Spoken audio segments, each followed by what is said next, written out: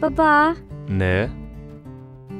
το αρκουδάκι μου είναι στενοχωρημένο. Το έβαψα λίγο και τώρα δεν βγαίνει.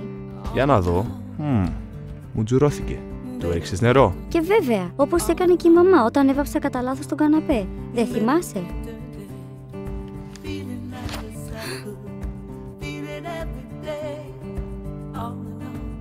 Έριξε λίγες σταγόνες νερό στο ρεκέ και μετρήσαμε.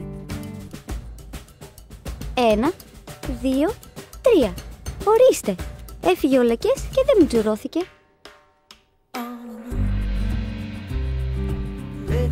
Η προηγμένη τεχνολογία του AquaClean επιτρέπει να γίνουν αδιάβροχα τα εφάσματα στα οποία εφαρμόζεται.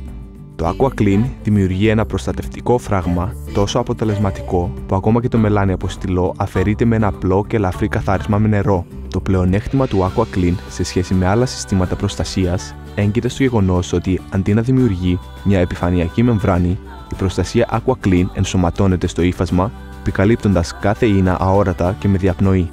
Το πρώτο σημαντικό όφελος είναι ότι ο καθαρισμός γίνεται πολύ εύκολα και δεν χρειάζεται πλυντήριο.